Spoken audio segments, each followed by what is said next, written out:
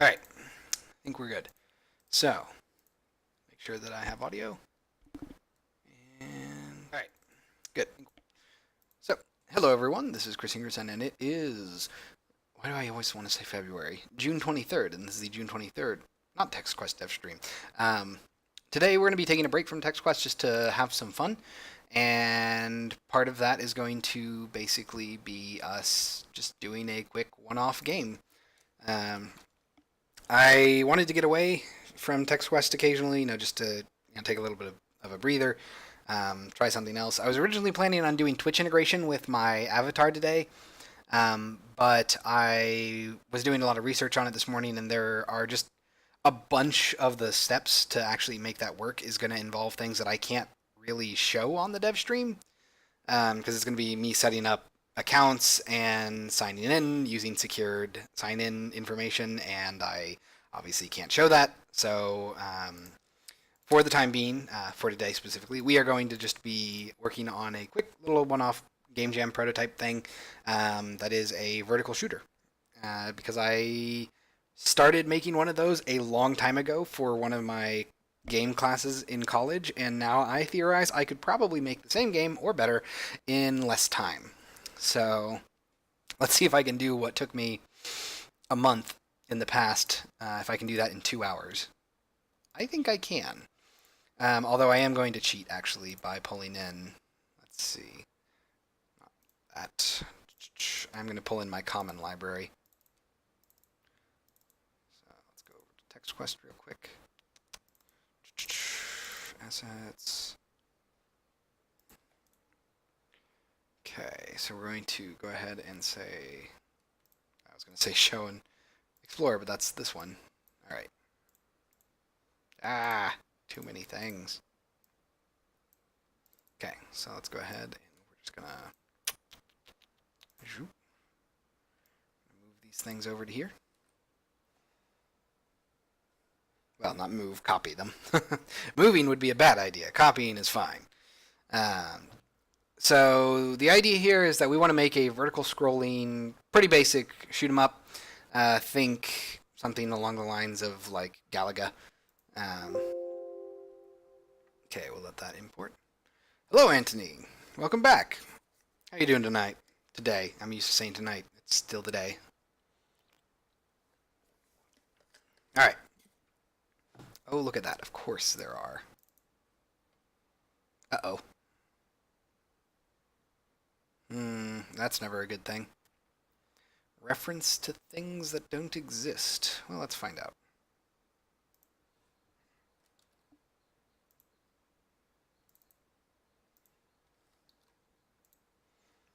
All right. Drag some of this stuff around.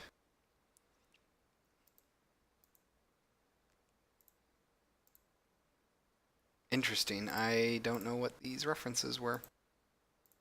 So let's hope that they were not important. Let's make sure that the editor is still doing what we would expect. Good. Unity Analytics heat map. Right. That's probably because of the heat map ID stuff, which we can get rid of, actually. Oh? Adjust renderer material, huh? That's interesting. Why are you upset?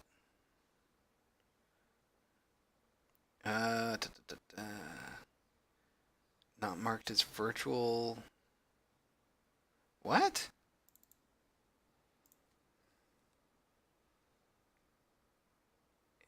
Interesting. Okay, well, I don't really need that anyway, but that's curious. I wonder why these things... Oh, TextMesh Pro. Also gonna need that, won't I? Okay, well, that I think I can do through the plugin manager. So this is gonna be fun. Project settings.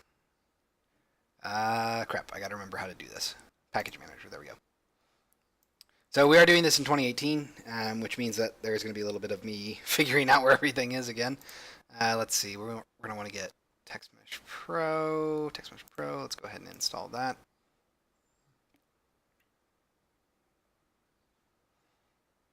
Oh, I bet that's one of the missing assembly references that I had. So we're probably going to have a little bit of a setup chunk here, just because we need to actually interesting. I wonder what these download. Are these like downloading or? Huh. Well, whatever. Let's go ahead and collapse you. Are you saying that I don't have it? Or are you saying that I do have Text Mesh Pro now? Interesting.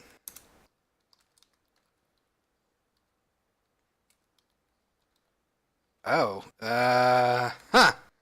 Okay, I've not used Text Mesh Pro with the plugin manager before, so what do I have to do here? There it is. Oh no, that's my thing. Okay, this is weird. Well, I'm gonna go ahead and just get rid of this stuff then. Oh, geez, I can't even do that, can I? Okay, well, then let's go ahead and do this. Let's try to fix the problems that I can fix, which of course aren't a thing. So I'm just gonna make a new script and see if I have to do something specific with that to get it to actually work, although it probably won't compile, which is not a great thing.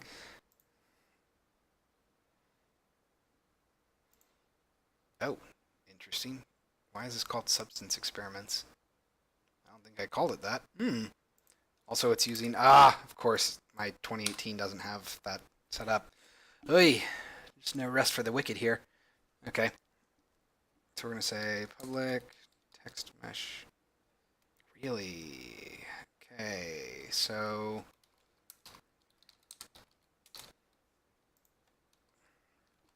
Okay, there we go. So this I can do public text mesh pro UGUI. Cool. So that works, and that is actually doing everything that I expect.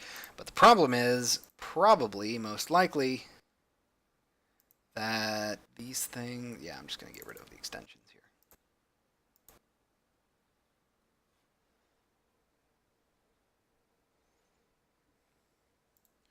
Okay, we don't need any of the heat map stuff, so let's delete that.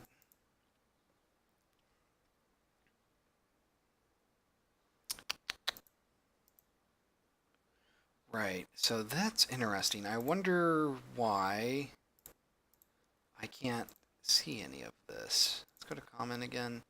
CPL common, let's add an assembly reference. But there isn't one for it. Ugh! That cannot be right. How... I'll revert. How am I supposed to use assembly definition files with the plugins if I can't actually generate assembly definitions for the plugins? This is annoying. Interesting. I wonder... So, we totally have it. It's here. But the question there is, where is here?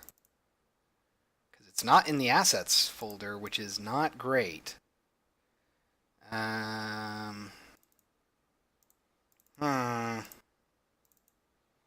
that really does not speak to me confidence-wise.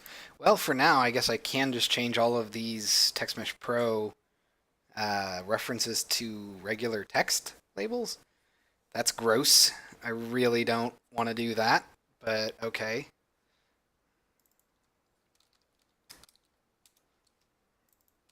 Probably going to have to deal with that.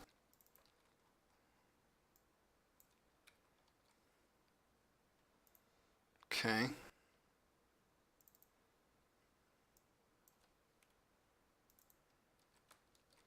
This is dumb. Using Unity Engine.ui. Okay. Here.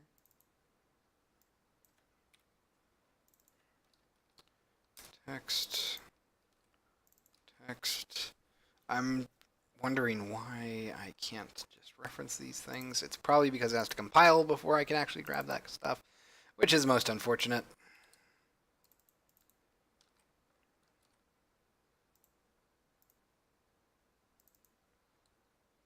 Oh, interesting.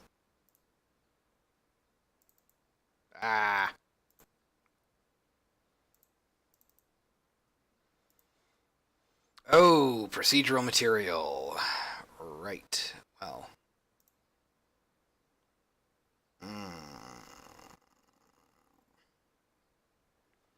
That's not great. Hmm. Guess I can reduce that to material. It would probably be fine.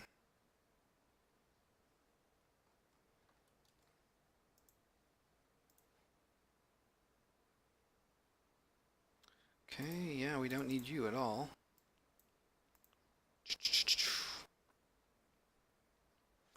Okay, finally. I think that works. All right, there we go. Now I'm really curious if I can actually use this. So we're going to say, nope. Okay, so fun. Assembly definition files just can't use anything related to plugins. Wow, that cannot possibly be right. I have to be using that wrong, otherwise that is intolerable. Okay, let's go ahead and collapse all this fun stuff. Collapse all that. Get rid of you. There's no way. There's no way that that can be how it's handled. That would just be so sloppy. Why would they do it that way? Well, whatever. So let's go ahead and create this. I think I gave it the name White0 because I don't know what else to call it. We'll call it a folder. We'll have scripts, and then we're gonna have scenes, and then we're gonna delete these scenes because I don't think it makes sense for us to have the default ones be used. Let's go to create folder art, and I really wonder if I have this stuff on Drive still. I might cheat and use the old sprites that I had made for this a long time ago. Let's see. So I think it's under game ideas or game stuff. Assuming that it can scroll without, 5 minutes of lag. Okay, so it's not game stuff, I think it's game ideas. White0. Right. So, oh man.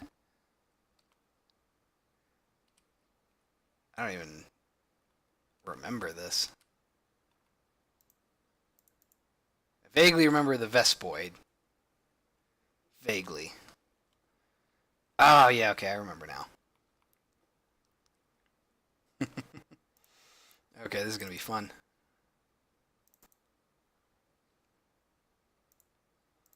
At least I still have the original PSDs.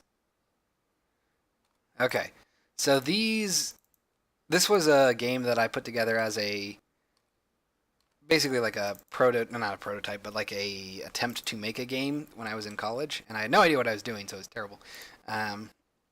But the idea behind it was basically that as you got further in the game, it would transition from like 2-bit, which is like Atari level graphics, to 8-bit, NES style, then 16-bit, SNES, and finally 32-bit, which would be, I guess that would technically be like PS1 or Sega Saturn,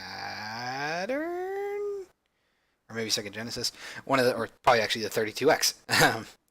So the idea is that you just get aesthetic changes as you progress. So we're going to continue with that theme. I'm going to go ahead and download probably all of the 2 and 8-bit. I think that's about as far as I got for the most part. Let's download these. And while that's going on, we can start handling our scripts. So first things first, we want this to be vertical. So I'm going to go ahead and do a 16 by 9 resolution, but basically 9 by 16. So we're going to say 9, 16, and I guess we'll make that, so it'd be a height of 1920 by 1080. So like that. Okay. Nice. So pretty simple there. We're going to want to restructure some of this actually. Let's go ahead and close this. We'll keep that open because we're going to need it. Close this tab, close this. I'm going to change my layout quite a bit by doing this. Okay, and then I'm going to bump this over to here. Let's go ahead and do like, do I want to do that? Yeah, that's probably fine. All right. Cool. Oh, I really wish I had the song that I originally put to the back of this. I probably couldn't stream it though. There was like a Japanese song about oh, which Mega Man villain was it? It was one of the 8 robot bosses, Airman, I think. And like the song is in translated, it translates to like I can't beat Airman, and it's an amazing rock and roll song. That's just someone talking about how like Airman is so hard to beat that they can't do it. Okay, so let's see. That's surely been zipped by now. Let's go ahead and show that in the folder. Come back over to here. We're gonna go to. Oh, I guess I put that in substance experiments. Weird. Okay, sure, why not? Let's go ahead. We're gonna come up to here. Let's go to here. I'm gonna drag. I really hope that's the one that I just did. Yes, it is. Let's go ahead and extract this all. Okay.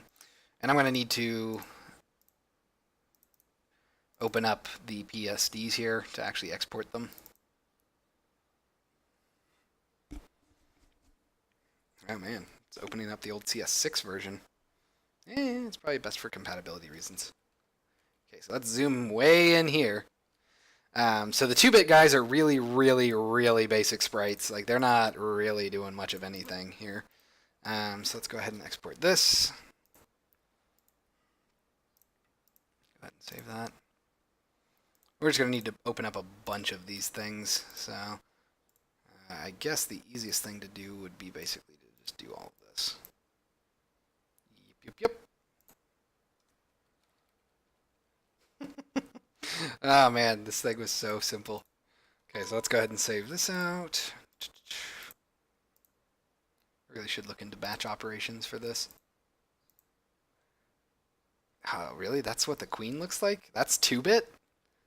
That's more like 8-bit, I feel. But, well, I'm not going to worry about the queen for now. I'm going to just do the Vespoids. By the way, the Vespoids were the bad guys in the game. PNG. Close you. All right. Go ahead and save this. Honestly, I think the most interesting thing that I'm going to be doing today is figuring out aesthetic translations between like 2-bit and 8-bit. PNG.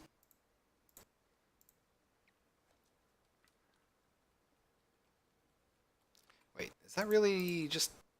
Is that it? Ah, there it is. Okay. I was going to say, like, this should not be the only thing that's there. Okay. So I need to... I need to rename these, actually, or re-export these. PNG, so this is explosion 2-bit. Oh, you know what? Why don't I just make these series of grids? So that's 5 by 5. Of course it's 5 by 5. Okay, so let's see, that's 5, 10, 15, 20, 25. So we're going to change our canvas here. Image, canvas size. We want this to be 25 by 5. That's fine.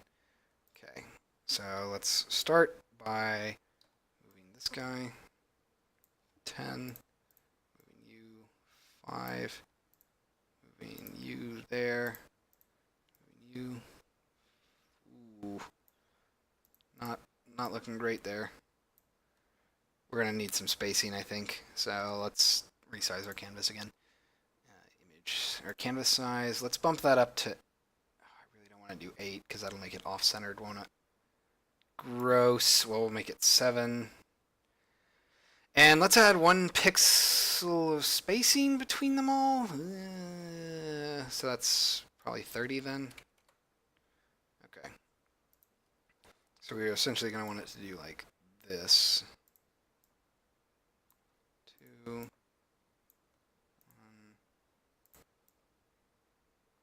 1. No. So like that, I need one more, I think. We're essentially going to have cells that are like 5 by 7 now. Except that's totally not how it works. So let's go ahead and let's see if I have 5. So that's 5, 5, 5 would be there. So like there, is that correct? That doesn't seem correct. 5, 5 it is. And 5 again. The problem is that these guys are all on top of one another, so I can't really do that. Well, let's make them all 7 by 7, I guess. So we're going to need to increase canvas size again. I think 35 would be correct. Yep, that would be 5. Half of 70 is 35. Okay. So this is going to be 7 by 7 now. So let's go ahead and move this to, I believe, there. Correct? Yeah. And then 7 down. So this actually needs to go to the right. Okay. And this guy is going to go to the right as well. So let's see, 7, 7, 7. So he's got to go over by one whole thing. Okay.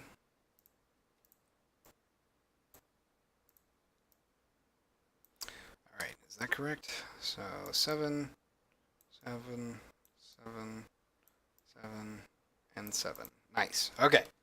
There we go. So let's go ahead and just save that out as the explosion. 2-bit PNG. Hit OK. Looking good. Now this, I don't remember what I was doing with the carabids. I don't even remember what a carabid is. Apparently it had sections though, so that's good? Question mark. Let's export this PNG. All right, so we're just gonna pull these all into Unity. Okay. All right, let's go ahead and pull that in. Make a new folder, call it 2-bit.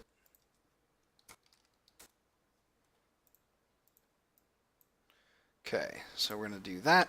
We are going to, 1, set them to be in a packing tag. They are going to be 2-bit. They are going to be point, no filter. Their wrap mode is going to be clamp. Let's go ahead and hit apply. They shouldn't really complain too much. Okay. Yeah, there we go. That looks correct. Okay. All right, so the explosion does need to be set to multiple because of course it does. Let's hit apply. And we're going to say slice based off of cell size. Pixel size is going to be 7 by 7, I believe is what I specified. Yep, that looks good. Let's hit apply there. So we have our sequence of sprites there. Let's hit apply. Cool. So now we have a sequence of the explosion. Nice. All right. Do I have? Oh, fun. Funny enough, I don't have the shot actually. Okay.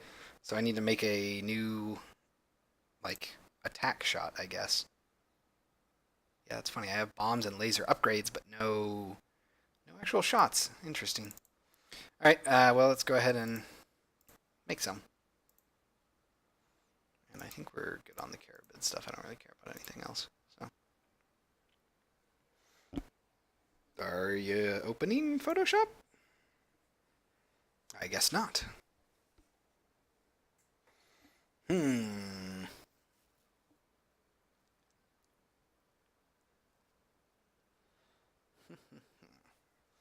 Let's see. I wonder. Let's create new. This is going to be a very tiny one. We're probably looking at, like, honestly, 1 by 2 pixels. So like that. So infinitesimally small that it's nothing.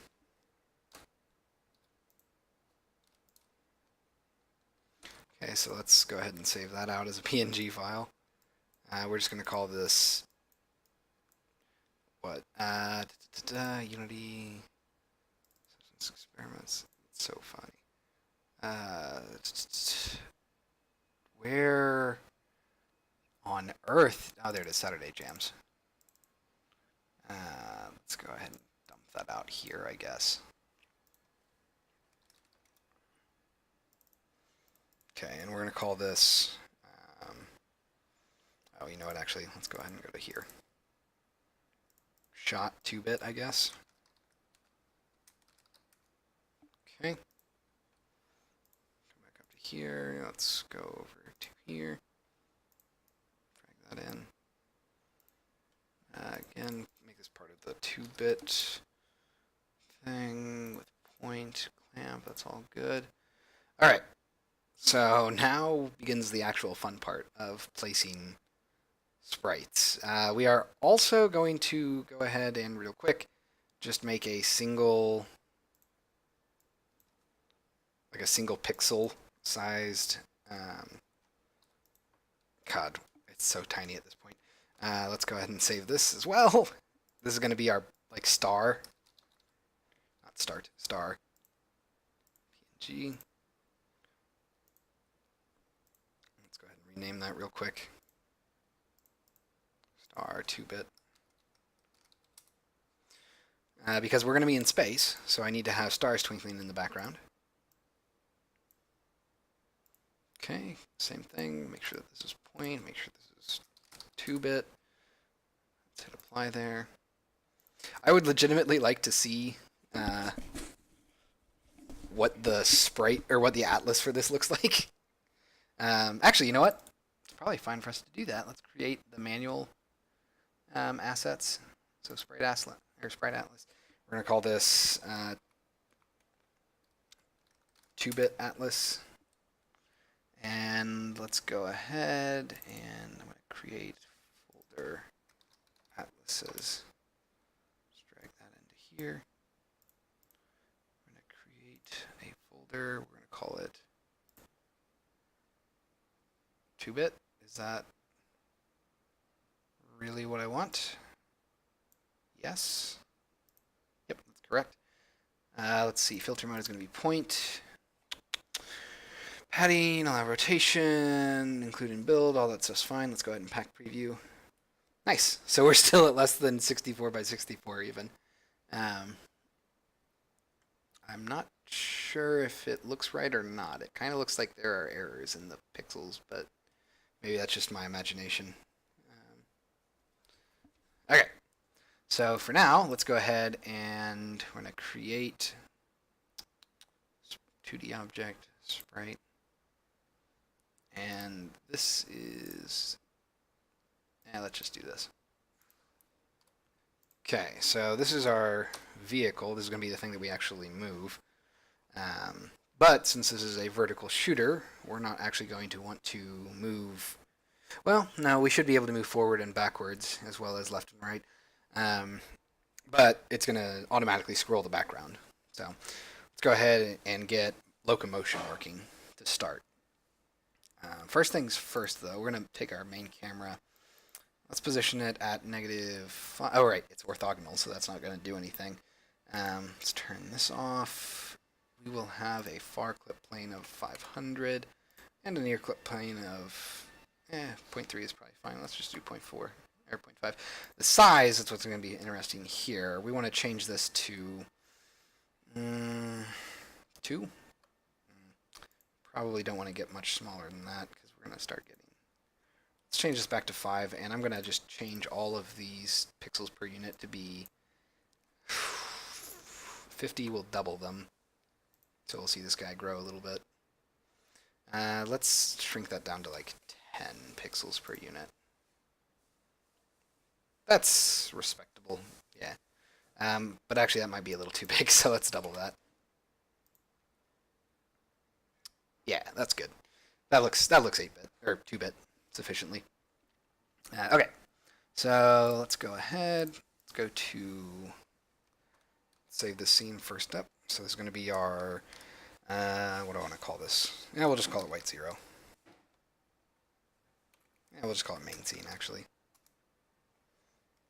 Okay, pull that in there. Let's go ahead and say folder, player, create, C# script. We're going to call this player ship. Let's go ahead and do another folder. Let's call this core. Actually, let's go ahead and create a folder, call this ships. Drag these both in. Let that compile. We're going to create a new script that's going to be the core script, or the base script for all ships. We're just going to call this ship. We don't particularly care about anything else. Let's go ahead and go to ship real quick. Oh, I'm going to die because I have to constantly create new scripts, and I have to constantly reformat them, because of course I do. Alright. Get rid of all this fun stuff. Get rid of you. I'm not going to namespace anything, because I'm lazy. Okay, so it is going to be a mono behavior. I guess I can make it a SO. Oh, of course. So I guess I'll make it a SOS mono behavior just so that we can cache the transforms and all that. Okay, so for this, we're going to want to have serialized field, protected, color. You know what? No, it's going to be something else. Let's go ahead and say, let that compile. Come back here to the player ship. Come on. Oh my goodness, really? Unity. Or I guess Visual Studio, technically. Get rid of all this fun stuff. This is going to derive from ship. Okay, pretty simple. Let's make this an abstract class, just so that it doesn't show up when it doesn't need to. Close both of those things. I don't know why I closed both, but we are then going to make a new folder called pilots. Create folder pilots. Okay, so this is going to be, oh geez, it's already almost 4 o'clock. This is going to be an interesting session. So my goal is to have vertical scrolling with enemies spawning and being destroyed, a boss at the end, and then character interactions, slightly, kind of, not really though. Let's see if we can get all of that in the next hour or so. Try to keep everything small and basic. So let's create a folder, or a C# script actually. We're going to call this pilot data. Open this up.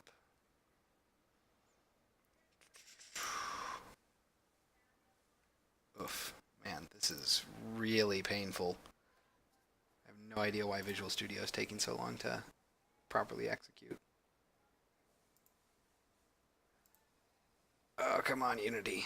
You can do this. I believe in you. Maybe you can't. What is going on here? Oh, good. Good. So it's frozen.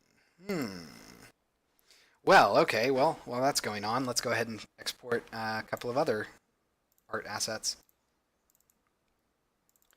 Let's go ahead and export our individual ships here. I don't think I have anything really beyond. Yep. Okay, so let's go ahead and export that. No.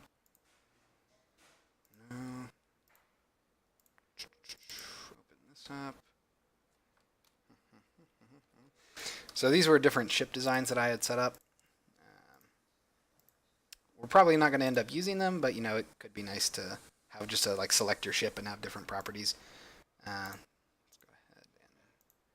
close you, then just open you all at the same time. Okay. So here's our White0, which of course was a ridiculous, ostentatious design. Good God, that looks ridiculous. Save this out. It's a PNG. Hit save. Oh, right. I called them stakes. That's what I did. PNG. Save. Okay. And a Slayer mine. That sounds interesting.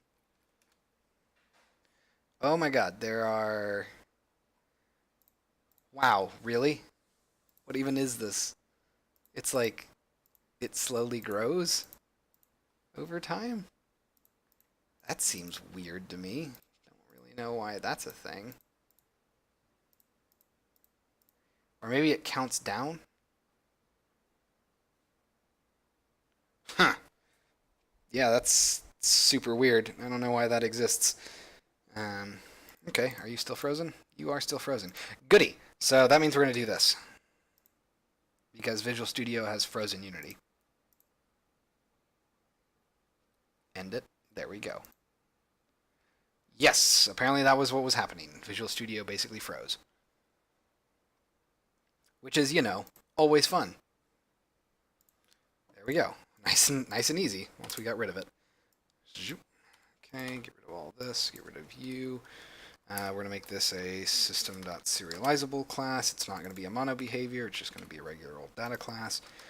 This is going to have public string pilot name is equal to nothing. Public string, not string, color, pilot color is equal to, we'll just say color.white. Do I want to have a ship prefab? No, this is just going to be data that's shown in text boxes, essentially. So let's go ahead and say public texture 2D, portrait 2-bit. Go ahead and copy that. Portrait 8-bit. Okay. Pretty good overall. I think that's all we really need from that. So let's go ahead and close this. Reopen that.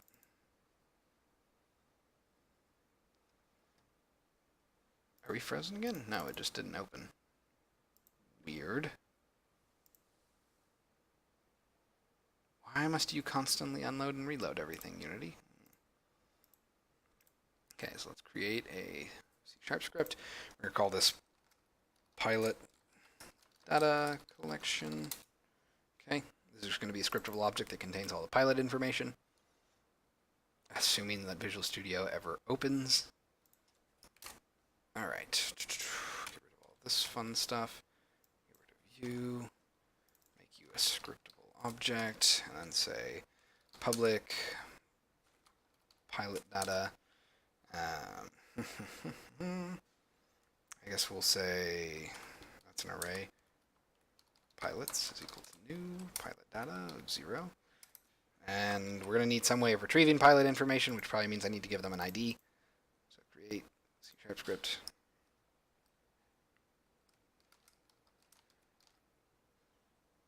Pilot ID. Open that up.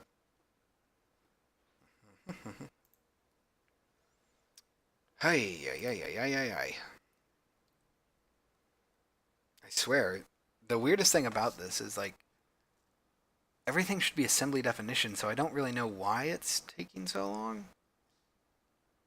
Oh, come on, don't tell me you froze again. Oh my God, it did. Interesting.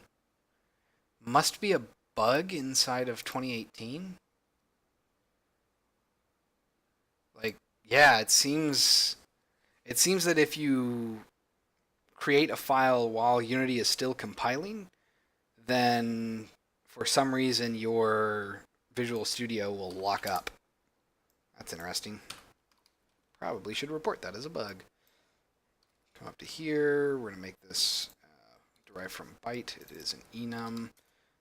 so we don't even need you. Okay, so we're going to say none is equal to 0. Then we'll say player is equal to, I don't know, 5. Let's come up with some random NPCs that would be allies. I'm totally just going to steal them from StarFox64. Bill, Cat. Well, then let's get some enemies.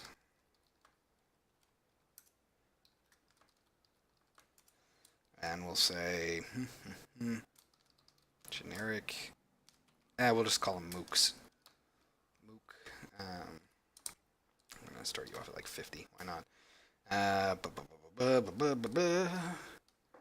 Queen is equal to 55. That's probably good for now. Maybe we should have maybe a rival. We got to keep this small anyway if we're going to try to actually get this done by the end of the Devstream. So there's our pilot ID, and then we're going to need to let that compile. Let's go back to pilot data. Oh my god, it's agony. How long we have to wait. This is ridiculous. Public string. Nope, not string, sorry. Pilot. Oh. Pilot ID. ID is equal to pilot ID.none. By default, I usually put ID above everything else, but because I'm going to be lazy, I'm just going to leave this like this. That way, if you have nested serializable classes like this, and the first field is a string, then it will automatically convert the fold-out toggle to show that name. So it's pretty useful for organizational purposes. If you're feeling lazy and you don't want to, come up with an actual way to do it or to draw it, so I'm going to go ahead and say public. I guess I should actually make this private as well. Then not system, serialized field. So say public, pilot data, get pilot, passing in the pilot ID, for int I equals 0, I is less than, pilots, or pilots dot length, I plus plus, and then we'll say if, I don't know why I keep wanting to spell it, pilots, if pilots of I dot ID is equal to ID, then we will simply return pilots of I, otherwise at the very end here we'll just return null. Okay, pretty straightforward. We can now let that go. I don't really need anything else for that. Let you go. Let's let that all compile, and I am going to need to pilot the player ship. So I love that I said let's handle locomotion and then I immediately pivoted to doing pilot stuff because, I have no attention span apparently. All right, so the player ship is the only one that needs to be able to move around based on, the actual controls. So let's go ahead and set up what those are. So serialized field, private, key code, left key is equal to keycode.left. I guess we would want to do left arrow. Would I? Yeah, I'll do left arrow. So let's go ahead and just copy this a couple of times. Okay, so this is going to be left key, right arrow, up key, up arrow, down key,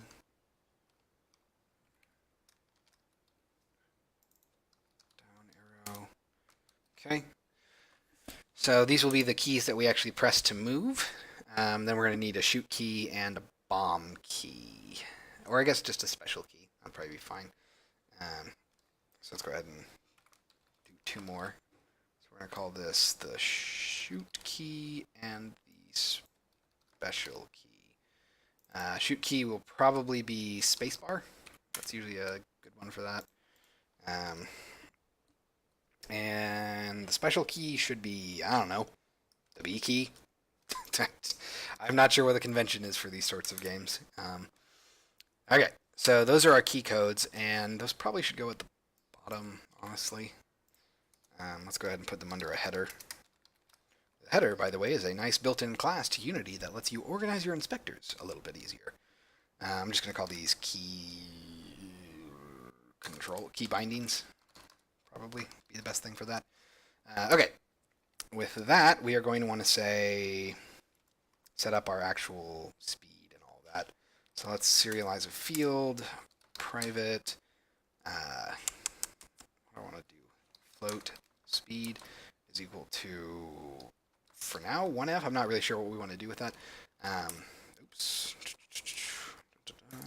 Okay, we're going to come down here to update, private void update.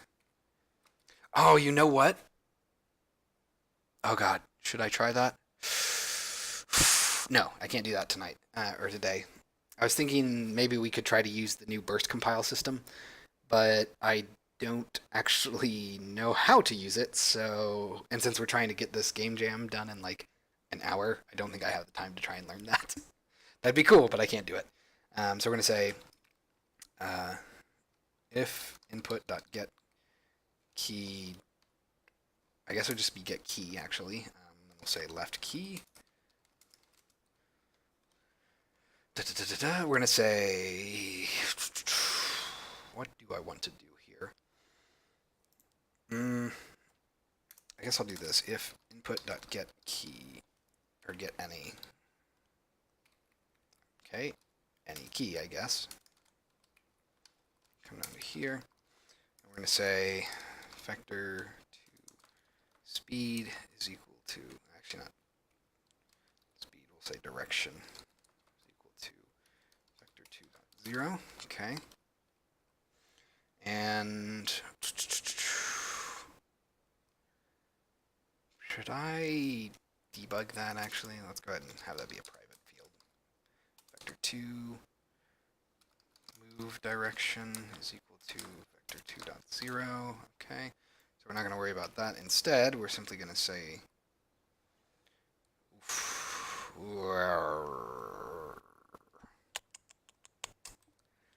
yeah, that's not looking good. So I need it to reset, so I probably can't actually do it like that. So let's go ahead and do this. We'll get rid of you because I can't really do anything with you. Okay, so if we're getting the left key, then we want to move in the left direction. So we'll say move direction dot x plus equals negative speed times time dot delta time. Okay, then we'll go ahead and just copy this a few times. Left, right, up and down. So we'll say right key, that's going to be plus equals to speed. Then up key is going to be equal to speed, and this is going to be our Y position, and this is going to be our down key. Y speed, there we go. Oh, nope, that one actually is negative. Okay. What else do we need to do? That should get the data set up. So after that, all we should need to do is say transform.translate. Oh, does that take a vector 3? Okay, then I can just give it a move direction. That should be fine. So let's give that a try. So I should be able to just drag that onto my ship and be able to pilot it. No problem. Although before I do that, I am going to go ahead and do this. Player ship. Yeah, whatever, we'll just call it that. Okay, drag our player ship onto here. That's all good. Okay, so let's hit play. See what happens.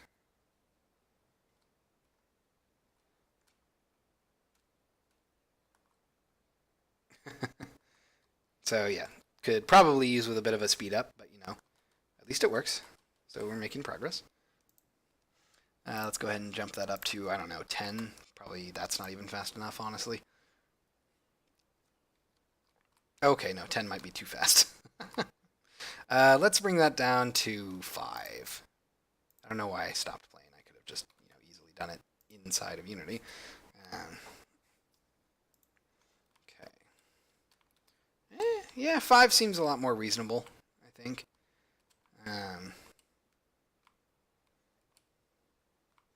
Yeah, okay.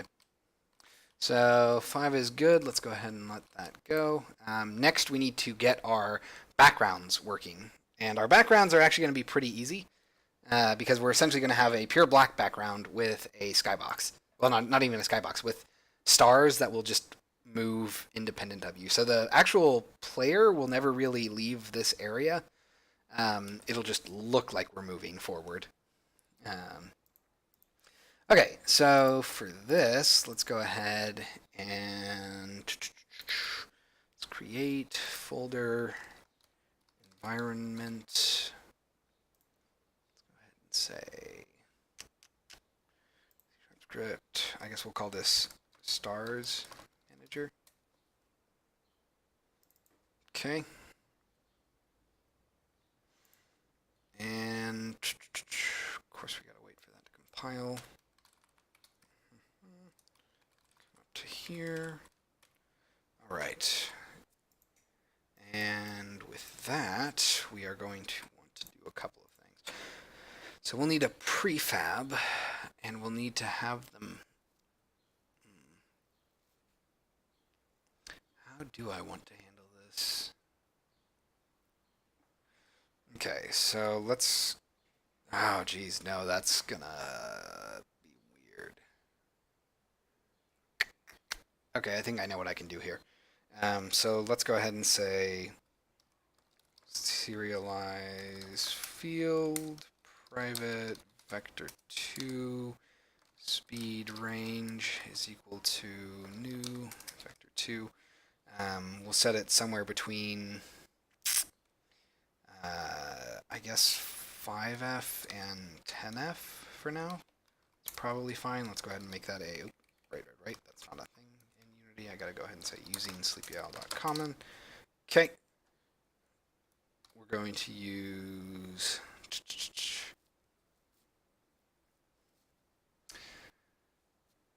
hello, Joshua. Welcome back. Can you not just use a particle emitter? Particle emitter would work, actually.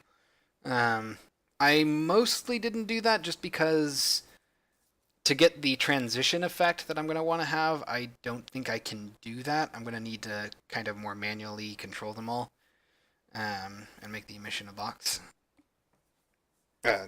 Sorry, I just ended my sentence with another one of yours. And also, hello, Garrett. Welcome back. Yeah, so today I'm taking a break from TextQuest just to do a little fun one-off thing, see if I can basically game jam a game that I made in a month when I was first starting out as a game developer, see if I can do that in like 2 hours, because I legitimately think I can. And it's only been a little under an hour so far, so I'm pretty confident. But yeah, for now for now the particle approach I don't think will quite do what I want. But that is a good idea though. I did not consider that originally. Okay, so I want this to be a min-max range. We'll give it a min of 5F and a max of 10F. Okay, that should be good. And then we're going to need transforms or a prefab. So serialize field, private transform, star, prefab. And this is where it's going to get fun. So I'm going to need to say using, not sleepy owl, system.collections and .generic. I don't need the coroutine. And then we're going to have private float, and that's going to be actually a list of floats. List float star speeds is equal to new list float. And then we'll need a list of private. Oh, you know what? I guess I don't want this to be just a transform. I should probably. Do I want to? Yeah, okay. We're going to have a script that we call stars. Or star, I guess. Star. I really hope that doesn't cause a compilation freeze. Maybe. Oh, no. Yep, it did. Okay. Well, good on you, Unity. Gotta force quit Visual Studio again. if nothing else, I'm mostly interested in the fact that I constantly have to force quit Visual Studio in 2018. That is not exactly something I would have thought would be a thing. Okay, so let's go ahead and clear this. It is going to be get rid of you guys using sleepy.common. It's going to be an SOS mono behavior. Then we're going to go ahead and say serialize field private sprite renderer. There we go. Renderer. Okay. Oh right, I can't call it that because of obvious reasons. And I think that's pretty much all I care about for this. So after that, let's go ahead and say, what do I want to do here? I basically want to produce a random sampling of colors so that the stars will look like they're twinkling. So I guess let's go ahead and say serialize field private float twinkle speed. Wow, that's terrible. Speed is equal to, I don't know, 1f. So that'd be 1 color change per second, roughly. The game takes longer and longer to compile, start, attach the debugger, etc. Every time I do a new project, I'm shocked at how much faster it runs.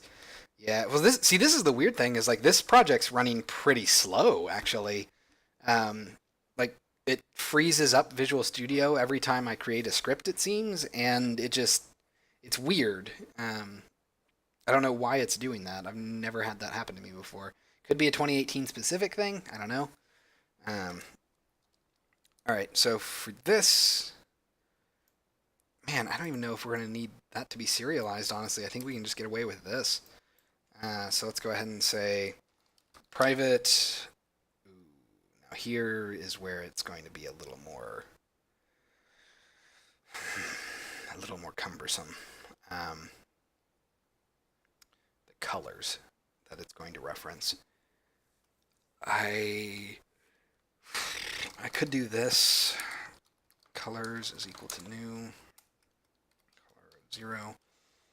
Let's go ahead and say private void update. Private float twinkle time. God, that's such a terrible name. Haven't tried 2018 yet. I mean, 2018 itself is cool, and I've kind of messed with it at work, but I haven't done it on my own personal time, and I haven't run into this particular issue at work, so I don't know if it's because I pulled over assets from TextQuest to get my common base in here. I don't know. It could be anything, really. It is weird. I use Visual Studio 2015. You can't really start doing that. So once you start using assembly definition files, you have to go to 2017, just because it doesn't work with 2015. Like, there are weird errors that you get. So once you have assembly definition files in the project, you have to switch over. I think it might still work if you just have the assembly definitions yourself, but if you're making them, I don't think it will. It's weird like that. So for this, we're just going to go ahead and say if twinkle time is less than 0f, or I guess less than or equal to 0f, we're going to do something else. Twinkle time. Oh, and you know what? Actually, we should just change that. So this is going to be is greater than 1f. Then we're going to do that. Otherwise, we're going to say plus equals time.delta time divided by twinkle speed. Oh, not twinkle time, speed. All right. Can you use something like dot tween or do tween to tween the colors? Probably. That actually wouldn't be a bad idea. Fortunately, I don't think this is too complicated of an issue, though. I think I can do it real quick with a one-off script. But do tween does have, although I never know how to pronounce do tween. Is it do tween or dot tween or ho tween or hot tween? I think it's do tween technically, but I always pronounce it like do tween or do tween, whatever. 2017 RC broke my computer and it won't let me install actual 2017. Really? Interesting. That's weird. So for this, we're essentially going to say, if it's greater than or equal to 1f, then we're going to say twinkle time is equal to 0f, and then we're going to switch the colors that we're lerping to. So we're going to have, in addition to this, we're going to say private color start color is equal to color.white, private color end color is equal to color.white. Okay, so we'll do this, then we'll say,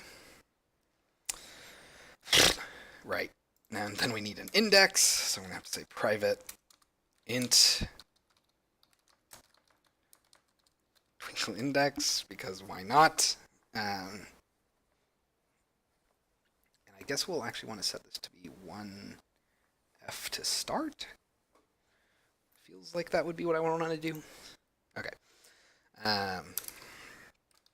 So then we're going to go ahead and say start color is equal to colors of twinkle index,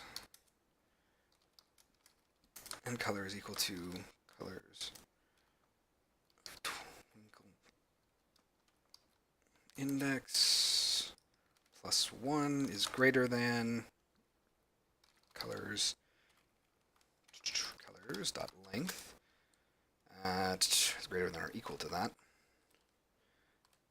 Question mark. If so, then we're going to say 0. Otherwise, we will say, that. Okay, pretty basic. And then let's go ahead and say pretty much this again. So we're just going to set this. Which I guess means that I could actually just do this. And be lazy about it again. Ta-da. Okay. Do-tween like a function call. Do-tween is great. I use it for animations all the time. Wait, is do-tween built into Unity? No, that's a third-party asset, right? It's the whole do-tween asset library. Sleepyowl.common is a series of scripts that I developed over time. They're just convenient scripts. They're extension functions that I built. Okay, it's not on here anymore because I had to force quit it. Of course not. Well, once Unity compiles, I can show you what it is. So, oh, that's on the stars manager. That's right. So let's go ahead and dump that in here. Let's make this the stars. Star manager. So this min-max range field attribute, I think, is one that I made. Is that right? I thought that was the case. Pretty sure that's not built into Unity. There is a min-max field in Unity, but I'm pretty sure. Oh, come on. Stars manager. There we go. But I'm pretty sure that this is something I wrote. Nope, I lied. This is built into Unity.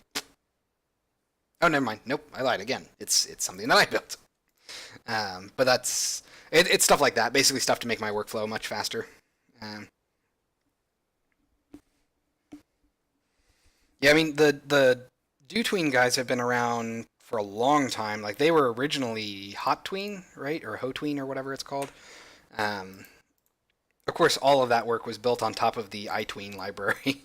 Okay, so this is going to be a star instead of a transform. And then these are going to be private list star stars. It's a new list star. Cool. Okay, so let's go ahead and say private void update. Before I do anything else, let's go ahead and come up here. We're going to say serialized field. Private int max stars is equal to, I don't know, 100 is probably too small, but we'll start there. So that's the maximum number of stars that we can show or spawn at any given time. And let's see. So I'm going to want to have a random sampling of these things, and this is going to be fun. Because I basically want this to dynamically resize. So let's see. Let's give that a try. That's going to be really interesting.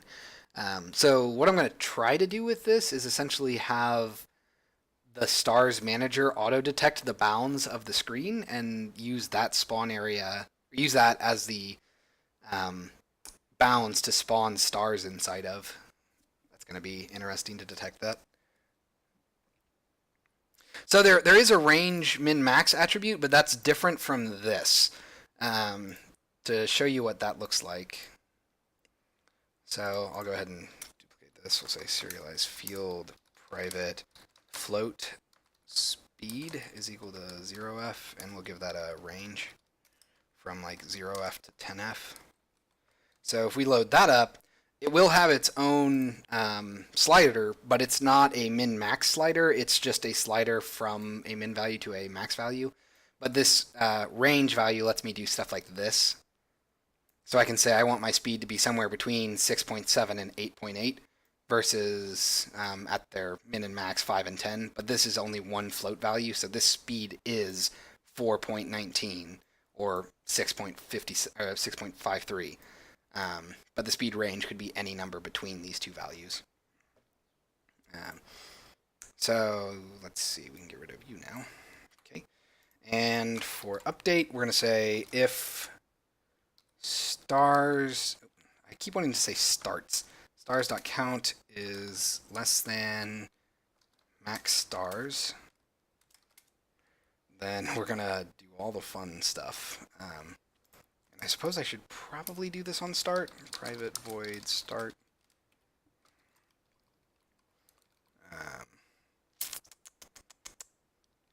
Let me think. So we are going to have a couple of things. Let's go ahead and do... Oh, I can't do arrays of colors, can I? Well, I mean, I can, but I can't do arrays of colors. Or arrays of color arrays. Because, you know, why would you ever want that inside of Unity? So... I hate it when it does that. Fine, we'll do this.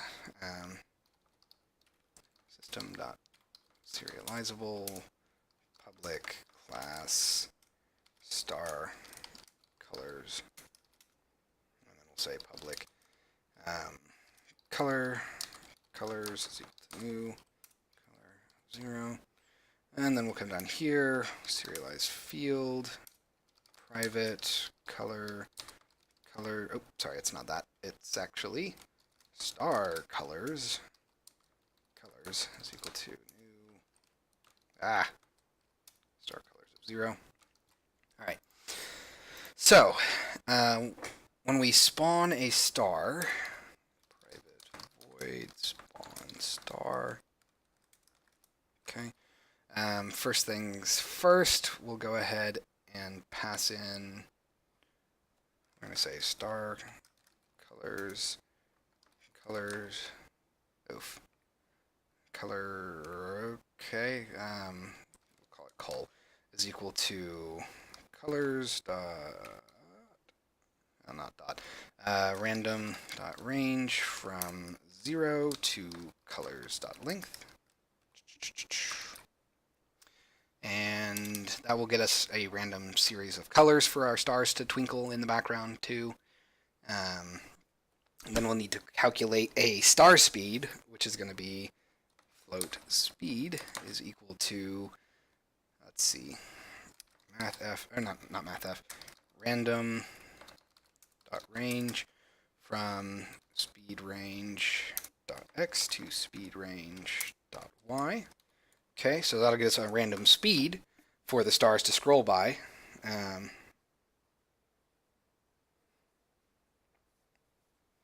So that's partially true. It calls awake individually, but start will never be called until start will only be called after all of the awakes have been called. So you won't. So typically, if you're doing anything in awake, you only want to do stuff that is on the asset that the awake function is being called on, because anything else could be unreliable. It might not have initialized or serialized yet. So you can't assume that will happen. Start does not have that problem. If you call start, it's reliable that you can be assured that everything in the scene is actually at least loaded. so you can do more stuff with start. Yeah, awake is a very specific and niche function. You almost never need to use awake outside of maybe assigning event listeners. That's pretty much all I use it for. So we have our colors and our speed, and then we need to actually spawn our prefab and position it. So we'll want to say star new star is equal to amazing I am. So we'll say pool manager dot request star prefab, and I guess we'll put it under this object and transform. Okay, and from there we need to actually position it. So that's going to be a little more difficult because we need to associate our screen borders with the actual physical boundary in the game. So I'm probably going to cheat real quick. I'm going to say private void on draw gizmos, and I'm just going to, oh shoot, that won't work. Okay, yeah, that's going to draw them in the scene. That won't actually help me. Private void on draw gizmos selected. There's some way of like drawing the game view, but I forget what it is. I was going to try to debug stuff in the game view directly, but I don't remember how to do that, so I guess I can't really do that very easily. I'm making a RuneScape-like game, and I get the player's stats and stuff in Awake. Yeah, that's pretty much the best place to do stuff like that. So if you're using it for initialization on the object that's calling Awake, it's fine. It only gets iffy if you start trying to reference things outside of that object, because there's no guarantee that the object you're referencing has actually initialized. Okay, so how do I want to handle this? I guess the easiest thing to do would be to just detect the bounds. So I think, God, this is going to be super weird. We're essentially going to have to do this. Oh, jeez. No, hold on. Bounds. Yeah. So I'm going to make a bounds object, and we'll call this screen bounds is equal to new bounds, blah, blah, blah. Okay. We're going to have a function, private void initialize bounds. Okay, so we're going to say screen bounds is equal to new bounds. Yep. Okay, so this is where it's going to get interesting. I need a reference to the camera. So I could probably just grab camera.main. Probably a safe bet. Let's go ahead and do that. So let's go up to here. I'm going to say private camera, main camera, or main camera, I guess. In start, we'll go ahead and say main camera is equal to camera.main. Okay.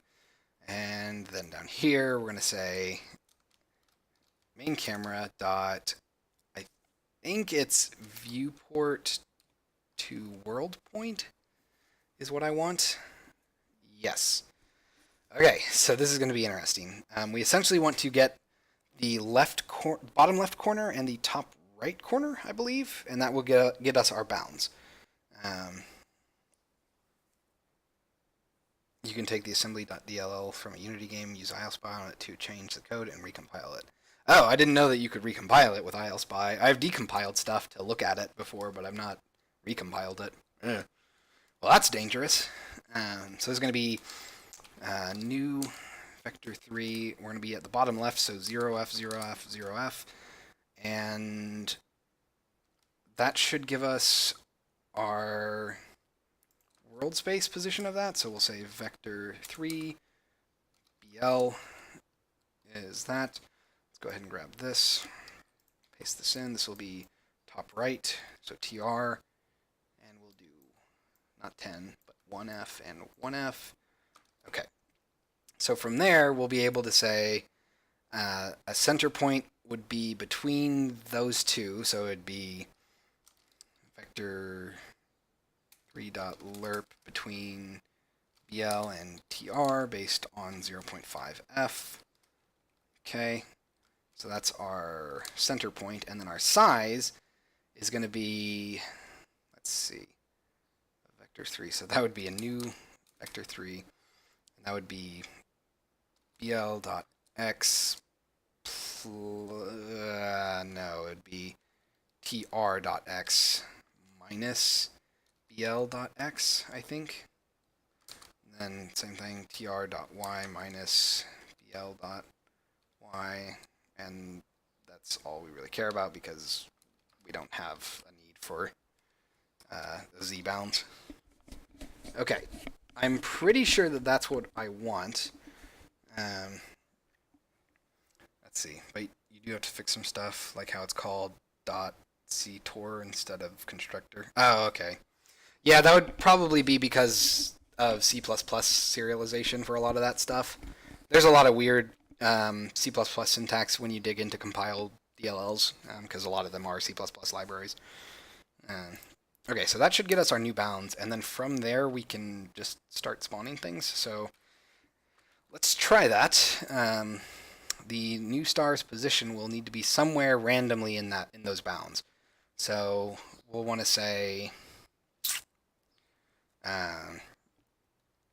we want to make that a... Yeah, okay. I'm going to say private vector 3 get random star position. Okay, and then we're going to say vector 3 pose is equal to new, well, say vector 3.0, return pose, then pose.x is equal to, oh shoot, that's the star position. So let's go ahead and say bool top, force top, I guess. Force to top is equal to false. So this will basically let us determine if the random point needs to be anywhere in the screen space or only at the top. Because when we're spawning new stars at runtime, we don't want them to just, like pop in the middle of the screen. They need to start off screen kind of and then move down. So let's go ahead and say position.x is equal to random.range from, not random range, just range, from bounds, screen bounds dot, I think it's min, yep, and then say dot x, and then screen bounds dot max dot x. Okay, basically just going to copy that, so boop, boop, dot y, and then fortunately dot z doesn't actually need to happen, we really only care about y. And then we'll say screen bounds dot min dot y, and actually we're going to say force to top question mark. If so, we just want our screen bounds dot max dot y, otherwise it's going to be that. Okay, so then we're going to say new star dot position. We're not going to work here. New star dot, oh, that's right, dot transform dot position is equal to get random star position. I guess we're going to do the force to top as well here. So let's go ahead and copy that, paste that in there. Cool. And from there, I guess we'll just basically want to do this in update. It'll be kind of funny because they'll trickle in from off screen initially. So we'll say spawn star, and force to top is going to be equal to true. Okay, stars dot add new star. Okay, speed star speeds dot add speed. Okay, looking pretty good. So that will populate our lists, and then in update we actually need to handle moving the stars. So for that we're going to say for int I equals 0, I is less than stars dot count I plus plus, and we'll just say stars of y.transform.translate. Yeah, no, that would work. So we're going to basically want it to float downwards. So I am using a pool. I have this class called Pool Manager so that it will pool the actual stars, but I need to keep track of them via lists here so that I can know which stars to move at which speeds, because they're going to move at semi-random speeds and semi-random color. Well, the colors is a different thing, but they're essentially going to sort of. I need to keep track of them basically through this script. Okay, so I'm going to translate. I'm just going to go ahead and do the lazy thing and say vector3 dot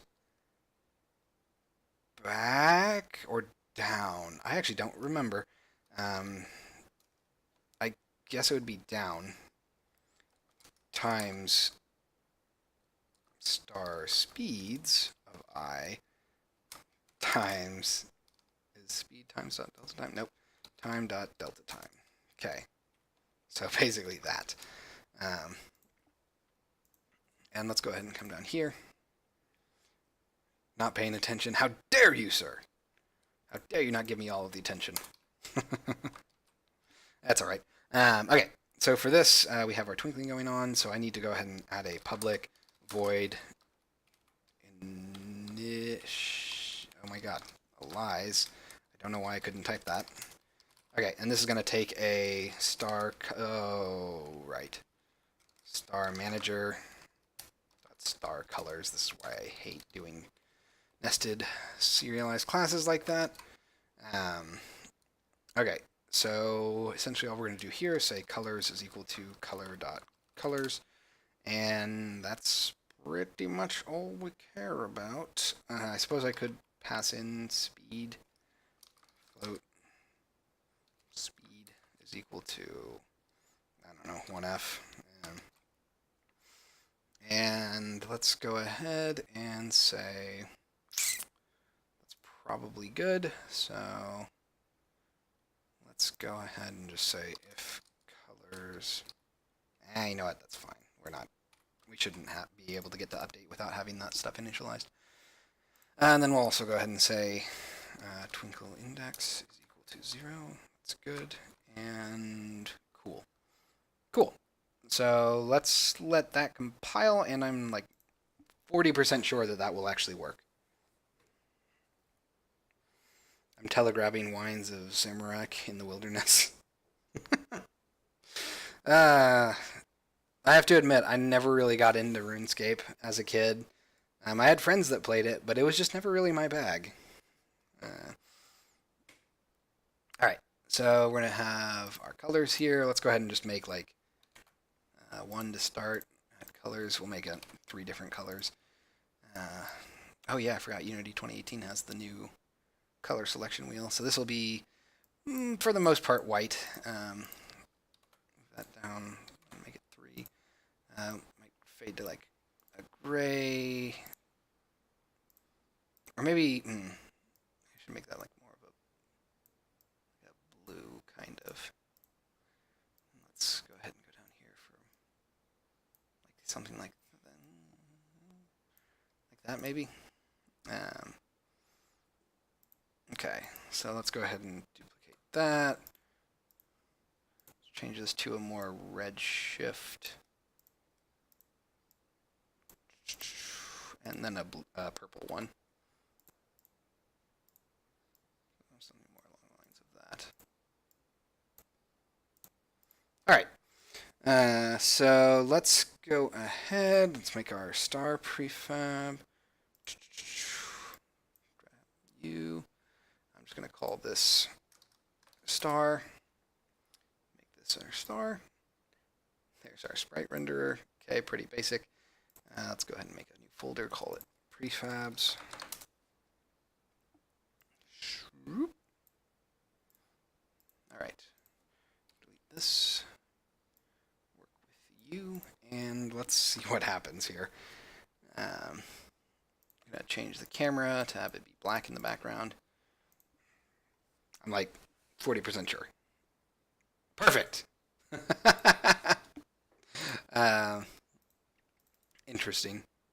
Got an index out of range exception. Did I not add? No, I totally did. The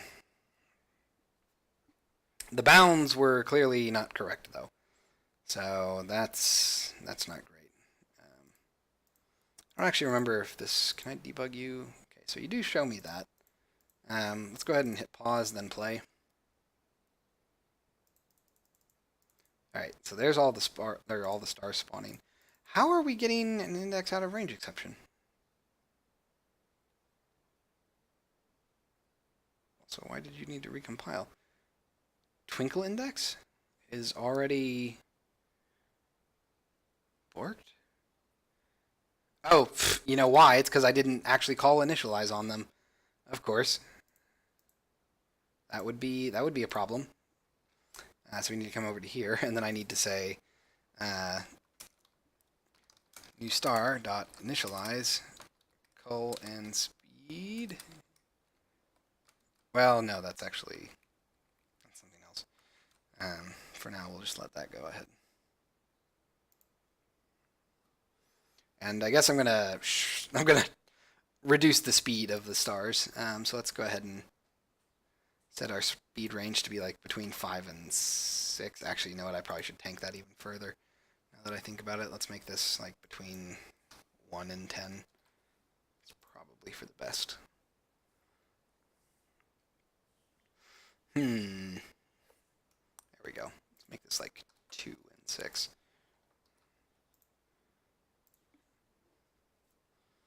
Should be a lot.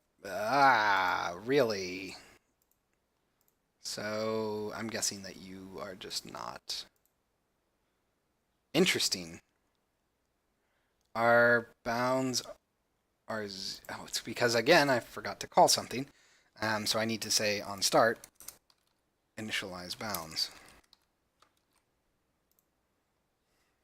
Duh.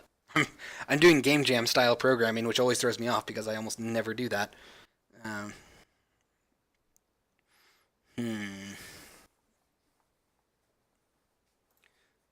Okay, let's go ahead and clear this, go back to normal mode. Obviously this will work perfectly now because it was just me being stupid. And I've never, oh wow, it actually worked way better than I thought it would. Okay, I'm very pleased with myself then. Let's go ahead and raise our max stars to like 1,000. And here's the other thing, I need to say if, oh, that sucks really bad. Okay. So I'm going to reverse this. I minus minus. I is greater than or equal to 0. And then I is equal to stars dot count minus 1. And then all I'm going to do is say if stars of I dot transform dot position dot y is less than screen bounds dot min dot y. We want to recycle it, so we're going to go ahead and just say how do I want to handle this? Pool manager dot recycle stars I dot game object followed by stars dot remove at I and then star speeds dot remove at I. Okay, so that should let us spawn a lot more of them in. I probably shouldn't just be doing this in update every frame, but you know, it's fine. What's the worst that could happen? Besides the heat death of the universe, I guess.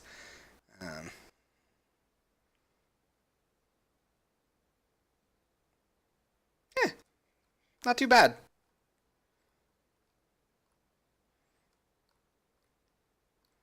I like it.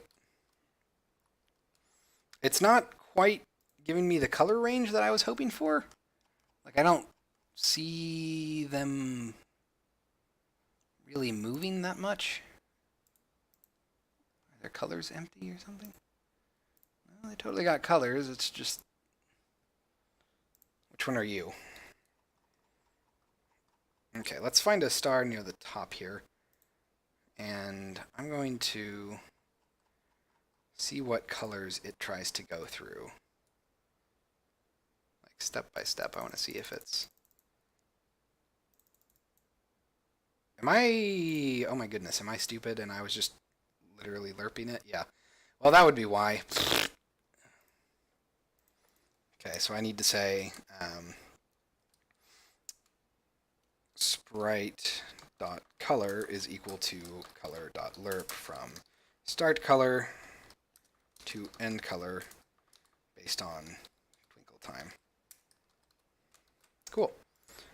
So I'm just going to go ahead and let you guys know that this is already almost up to where I was when I first started doing game development. It's actually a much more flexible system because before I was hand positioning star spawnings. Yeah, there we go. Now you can see the subtle colors that they all have. So some are mostly white and gray, some are blue, and some are red. I like it. It's a very subtle effect. We probably should reduce the number of them, admittedly. And we should try to space them out more, I think. So let's go ahead and go over here to Stars Manager. And let's see. For this, we'll probably want serialize. Oh, not selection base. Yeah, I was actually thinking of doing.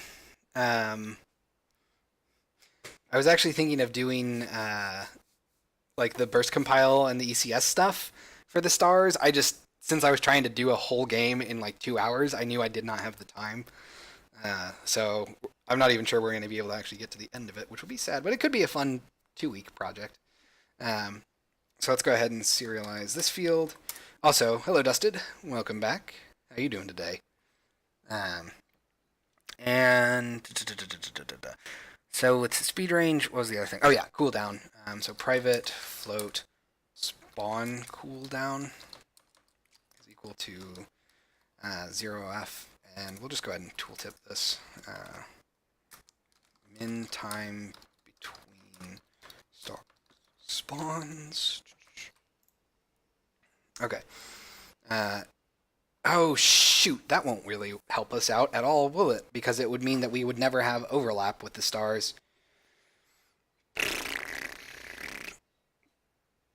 Deep Space Waifu? I've not heard of that one.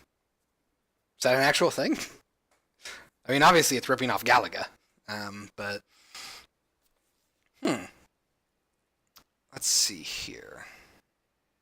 Oh, and actually, before I forget, I am probably going to go ahead and do private bool can move is equal to false. Go ahead and say can move is equal to true. Look it up. All right. You asked me to do this. We'll do it off stream first, or off side first, just in case. But this seems very Japanesey. Wow, that's funny. It actually reminds me a lot of. There's just a ton of like Japanese shmups from the 90s that were kind of like that. Just super strange background images with pretty surprisingly decent gameplay. Okay, so I'm going to say if can move. Okay, and then to start, I probably should go ahead and say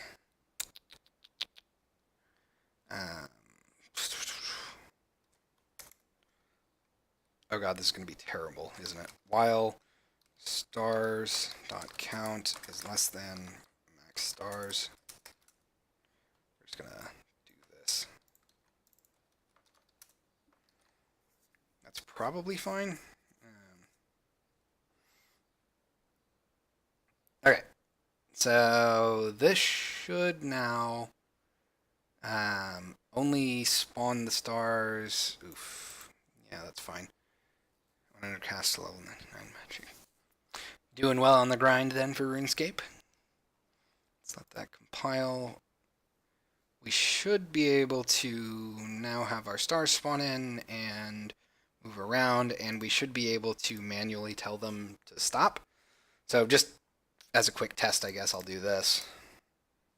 Let's see. Context menu. Stop. Scroll. Private. Void. Stop scroll. And we'll just say can move is equal to false.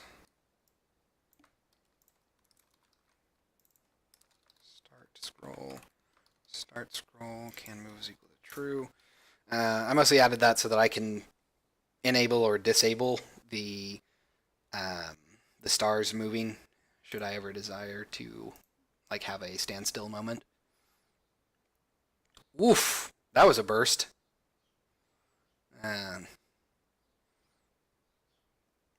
Okay, I'm liking it. I'm liking it a lot. Let's go ahead, collapse you, and I'm going to now tell it to stop scrolling. Cool. So now all of these things will... Oh, can I not? Okay, I was just like, can I not move? That's weird. I'm also going to, just out of curiosity, I don't think I'm actually... Oh, no, I am recycling them, aren't I? So yeah, once they go off screen, they get recycled. Yeah, that actually works pretty well. Let's see. Let's go ahead and stop this. I suppose we'll make the player ship render at 1 so that it draws on top of them at all times. I'm pretty sure that it was already just because of ordering, but it should be fine now. It should be forced to the top. Geez. Well, you still got a while to go then. Okay. So we have our star spawning and we have our player moving about. Now we probably need to get it shooting, and we probably need to get an enemy exploding.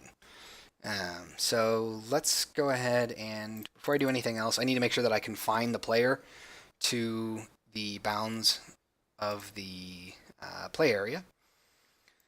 So I probably want to have a game manager set up. Let's go ahead and say create.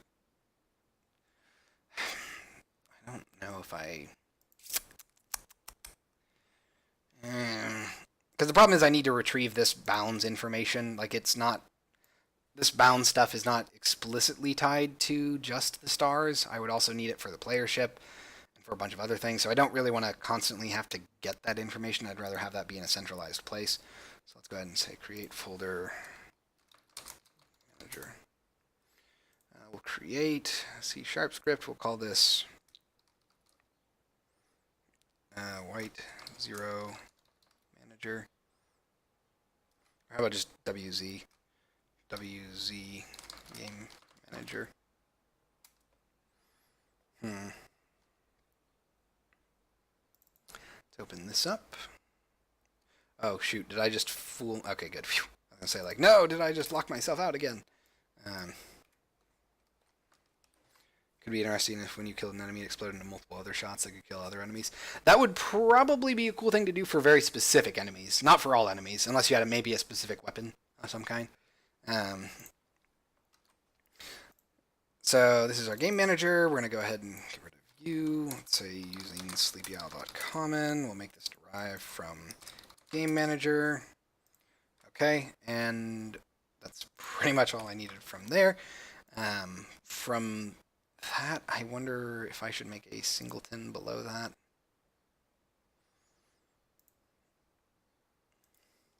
Let's go ahead and say create C# script. I'll call this, I guess, screen manager. Not the best name, but it'll work. Okay. Don't freeze on me. All right. So, all told, I'm actually pretty happy with the progress we've made so far.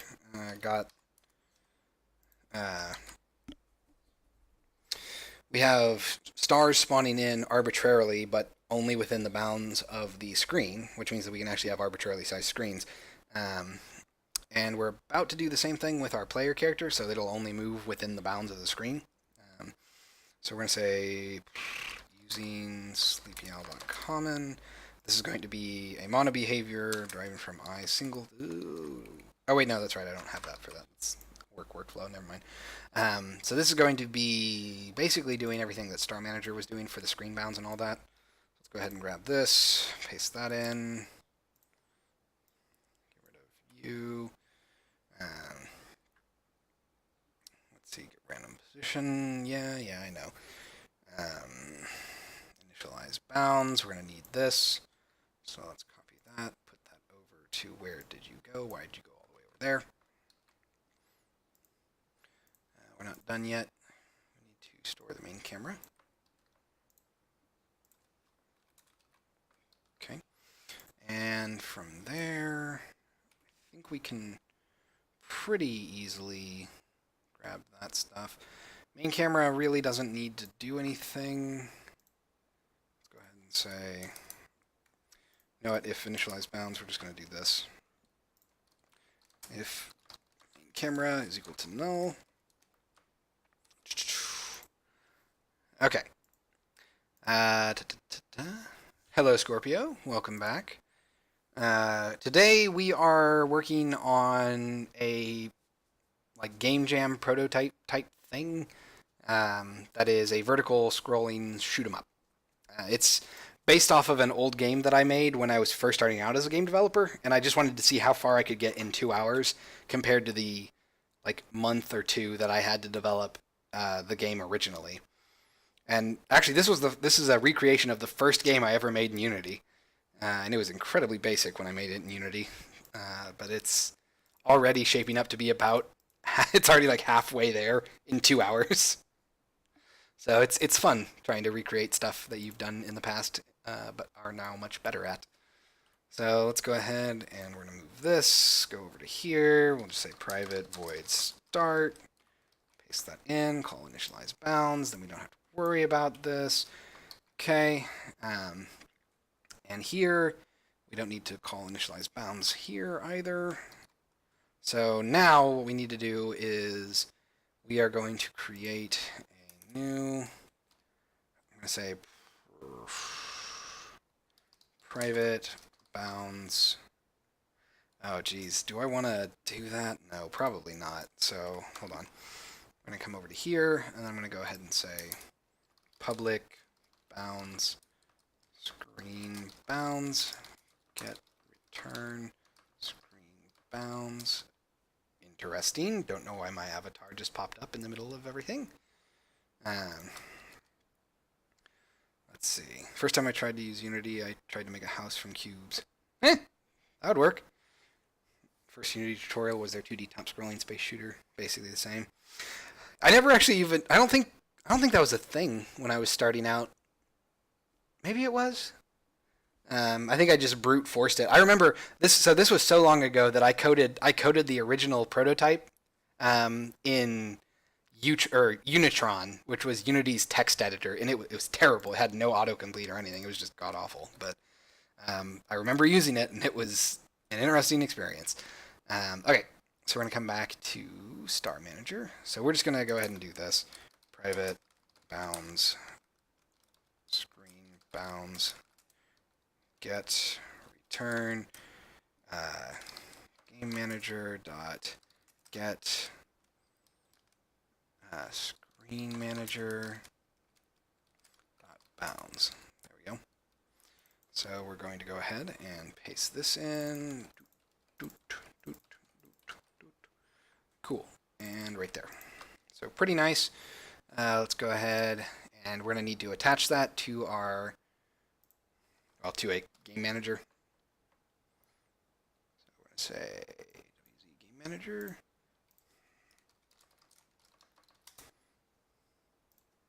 I did not code it in Boo. No, that would have been stupid of me. Oh, what is going on with my keyboard here? There. Okay, so there's our screen manager. If I could rename it as such. So now if we hit play, it should essentially behave the same. maybe the first couple of stars will be off. I do love that we have a huge burst there. That's hilarious. Um, so yeah, that's working. Uh, and now it's in a decentralized location, so we should be able to more easily handle. God, it's kind of distracting, actually. Let's. Density is the problem there. Let's go ahead and shrink that back down to like 100 and see if we can get better results. Yeah, that's a little less obnoxious, I think. 1,000 is fun, but it's, a bit much. Okay, let's also reduce the speed down to like, I want to say that even. Let's see how fast that goes. Yeah, that's much better. Get a pretty decent amount of density. The trick is that you can't make the stars too obnoxious, otherwise it gets kind of hard to focus on the action. In fact, I probably shouldn't even have that many stars on the screen. I probably should like reduce this to 50, if that even.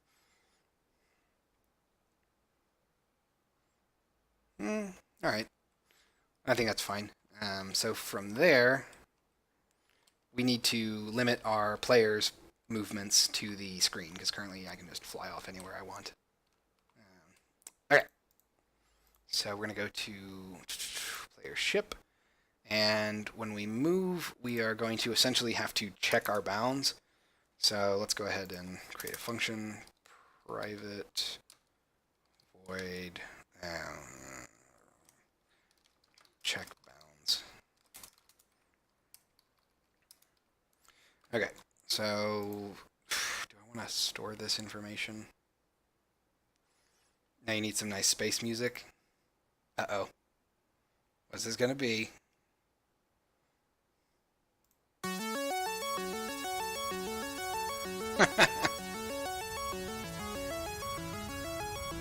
And then I have to shut it off because I would probably get in trouble by Twitch.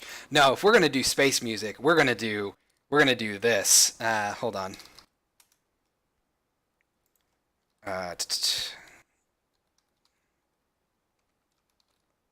Hold on. Let's see if we can do it. I think this is. Oh yes. So if you guys have not played this, I do recommend, or played it. If you haven't listened to it, I do recommend listening to it. It's Brendan Small's Galacticon 2. It's like a metal album that he made. And I think the music video is largely this like sci-fi type thing. I probably shouldn't actually play that on the stream because, again, Twitch will silence it and then I'll get in trouble and then, it sucks. It is a very good song, though, or a very good album. I recommend checking it out. Okay, so for check bounds, this is essentially going to just make sure that we're inside of the bounds. So we're going to say bounds is equal to game manager dot get screen manager dot bounds. Okay, pretty straightforward there. And then all we're going to do is say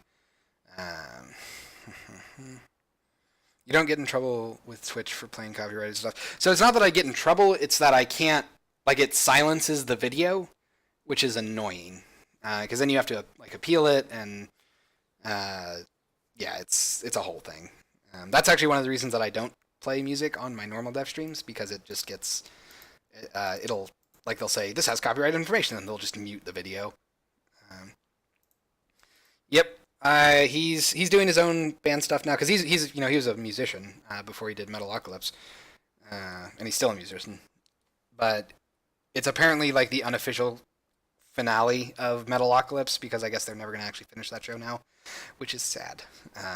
Okay, so what I need to do here is I need to call check bounds, and basically what we're going to do is we're going to say, oh, you know what?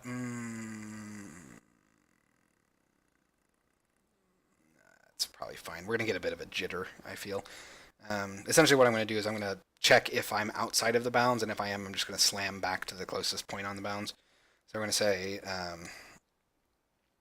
if transform dot position.x is less than bounds.min.x. Let's go ahead and say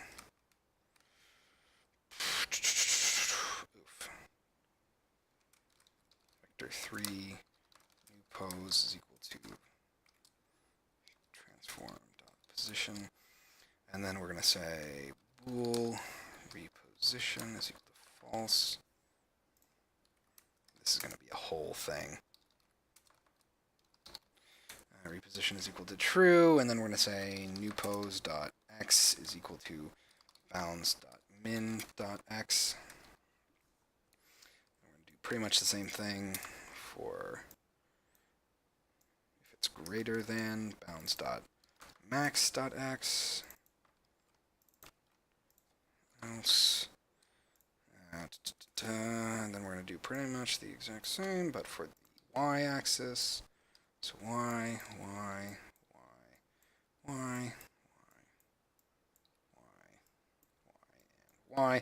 and then I will simply say if reposition, then transform.position is equal to new position. Okay, so let's try that. I might actually want to move that into late update, inconveniently enough, because then I would have all of the updates. Well, not all, I guess I still wouldn't have fixed update. But I'm going to turn off lighting because, oh, it is off. I don't know why I have the lighting progress bar here then. That's not great. Well, whatever. At any rate, this should now work. So let's go ahead and try moving. Yeah, okay. So that is going to clamp me to just the center point because that's where my transform is, which means that I actually need to basically detect how large my ship is.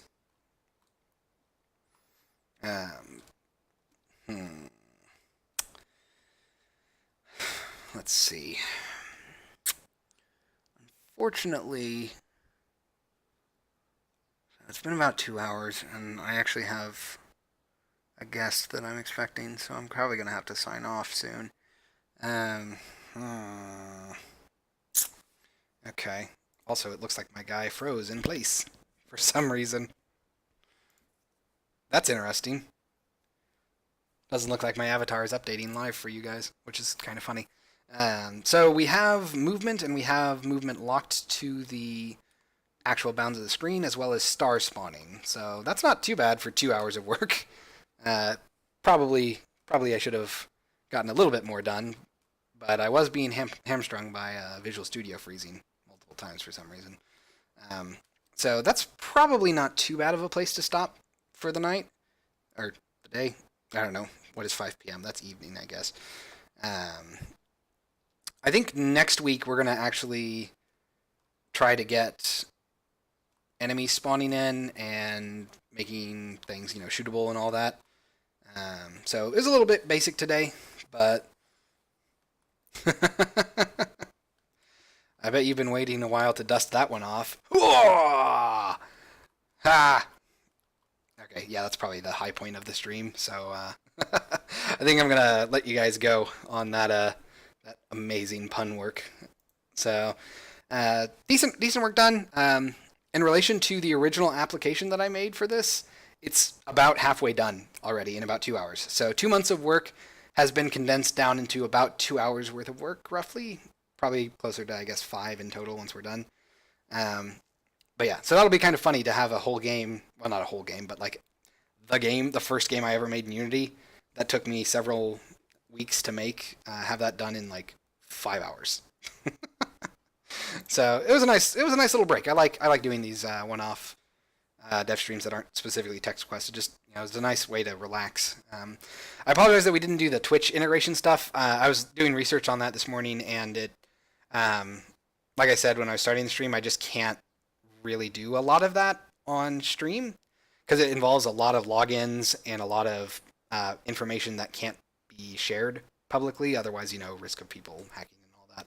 So I'll try to get that stuff, the stuff that requires that particular sensitivity done. And then once I have that finished, we'll be able to at least, do things like test Twitch integration and all that. So, but for now, I think that's a pretty good place to stop. So As always, I want to thank you all very much for watching, and I will see you all next time.